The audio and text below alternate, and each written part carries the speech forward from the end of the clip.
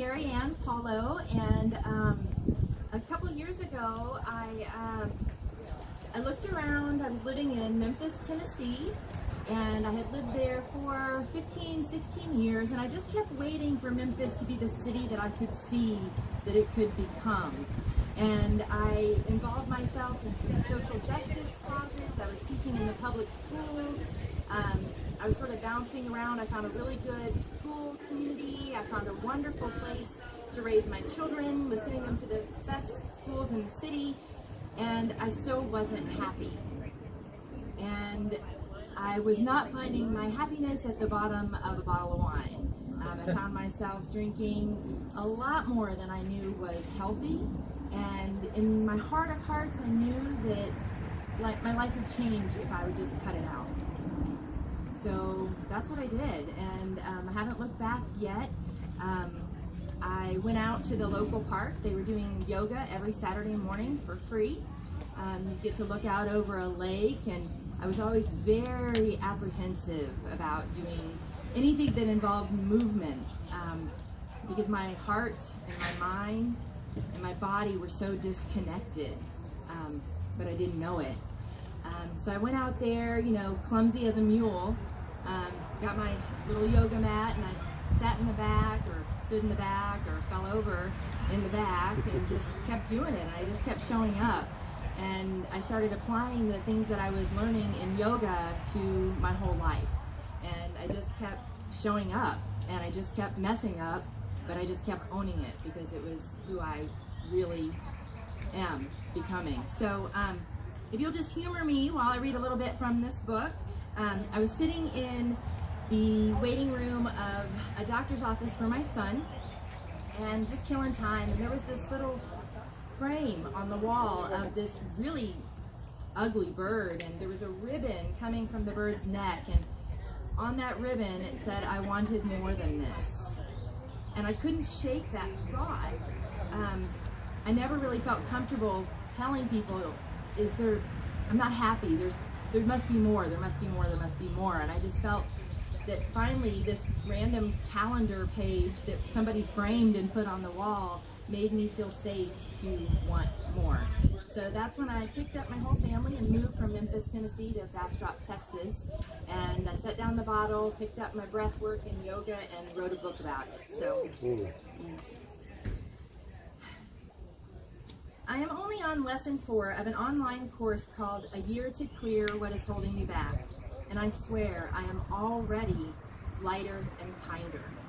It's as if all the inner clutter has affected my reactions all this time. I would immediately get angry. My husband says things like, "You're an angry little woman." And maybe he's right. I'm trying to move slower and with purpose instead of just flitting around and spinning my wheels to work on projects. And it's been lovely.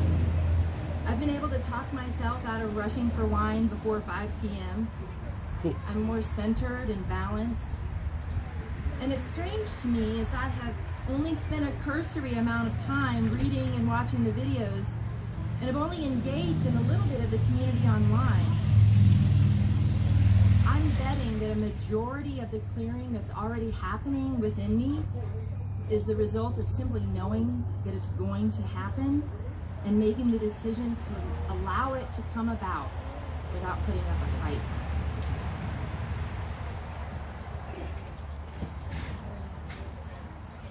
Going for more, December 22nd, 2016. That first entry was March of that same year. So here we are 5 or 6 months later. I still haven't kicked the sauce. So December 22nd. I woke up a little after 1 in the morning and the thinking machine started up. I wasn't tired, so it didn't upset me that I couldn't go back to sleep. After all, I'm a teacher, it's winter break, and I could take a nap this afternoon if I really need it. I'm generally not a napper, but I could probably use more sleep than I'm getting. I went ahead and got up about 6:30. Not bad, considering I don't remember going to bed again. Because I'm going to get sober, I've been drinking all the liquor and wine in the house so that there's nothing here when we return from our Christmas visit to Texas. I explained to my husband that going into that scene with my family with new sobriety was not something that even sounded remotely like a good idea, and he agreed. His agreeing with me is one of the reasons I keep him around. I've been thinking that I should quit drinking for quite a long time now, and honestly, I think part of me just thought I could be the exception to the rule, and I could still have it all while simultaneously throwing it down the drain. Let me explain this morning's musings. I remember going to a friend's parents' house when I was about 26. I was going to start cleaning for them, and my friend was showing me around. I saw these white spots on the floor and happened to ask about them. She told me it was liquor, and that her parents, her dad and stepmom, were functioning alcoholics. Yeah. I'd never heard that expression before. I took quick stock of their lives, and I think I took it as some sort of a challenge. This guy was a doctor, and his wife, a school administrator. They owned a nice home in a prestigious part of town, as well as vacation property, and could afford private schools for their children. At the time, I was just starting a master's degree in counseling that I later opted out of, and I was about to get married. I drank to excess occasionally, but it didn't consume me.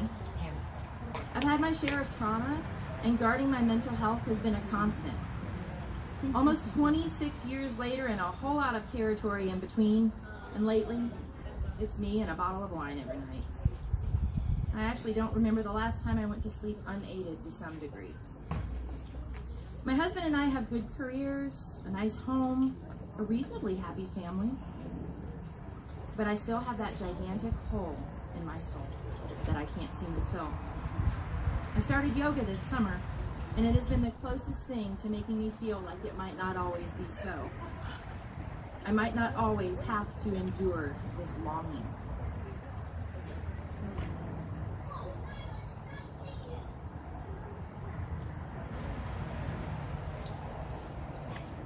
I bookmarked a lot, y'all, but I'm skipping some.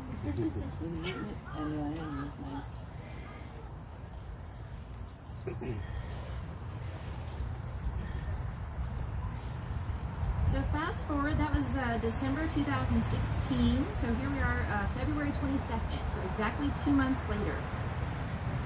This one's called New Imaginings. I wept at the beginning of yoga this Saturday. The instructor created a really great flow that happened to work well for me, and I was able to get out of my own mind and just be in the pose and spend the time with myself. Guided meditation too. After weeks of not being sad or anxious at all, really.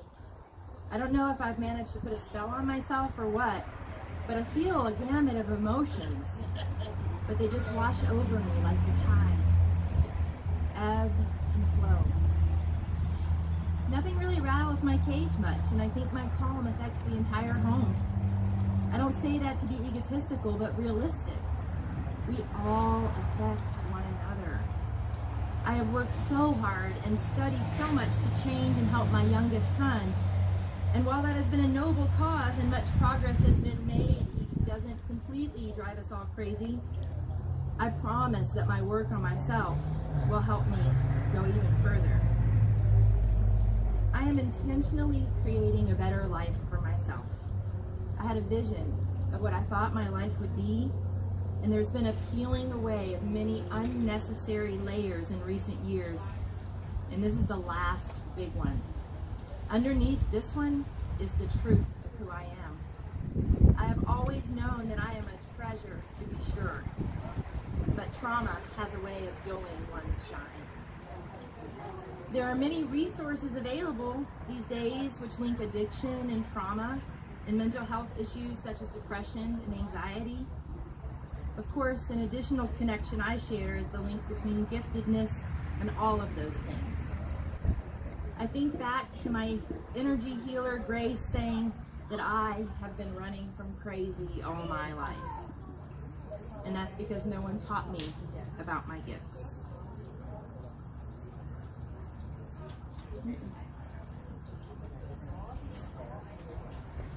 We'll do one more here. I appreciate y'all listening and even looking at me. It's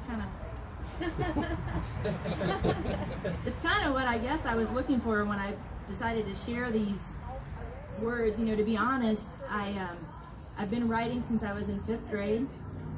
I was about 1984, and it says it on the back of my book, but I started writing a novel. My parents got me a typewriter for Christmas. 11 years old, typewriter for Christmas. And I started typing away a little story about a little girl and her horse. But I didn't know anything about horses. Not a thing about horses. So I quickly abandoned that story, and then a couple years later, I would just have these thoughts and emotions and feelings just sort of consume me, and I had to figure out something to do with them. And so I started writing them down. And a lot of times I would look back at what I wrote and I wouldn't even recognize it. I wouldn't know where it came from. And so I hid everything I ever wrote.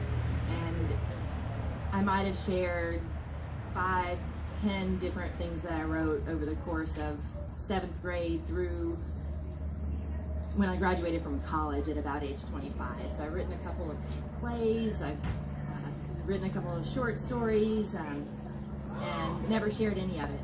And so when I started this Set Down the Bottle and Pick Up the Pen project, I started a blog, and I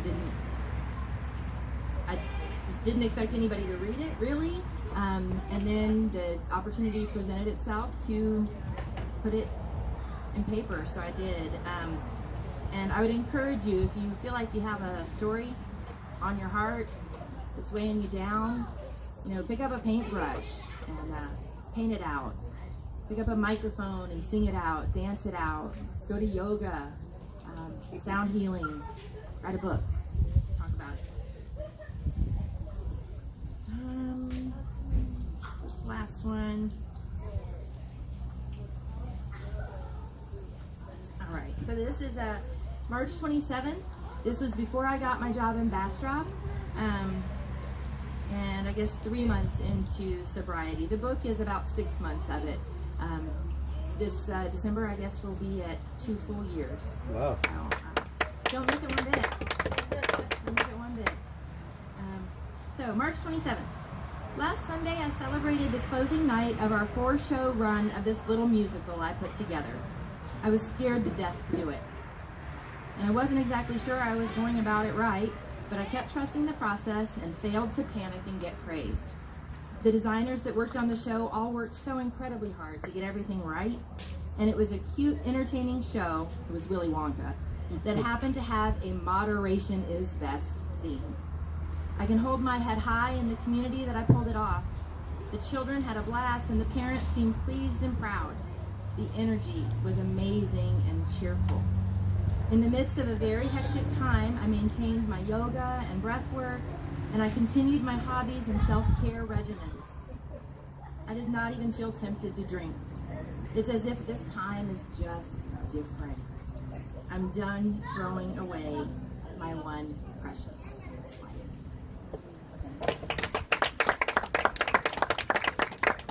Thanks, y'all. Thank you.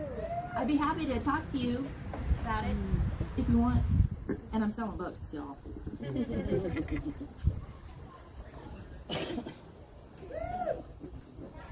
Carrie. I heard that. Did you have a reading?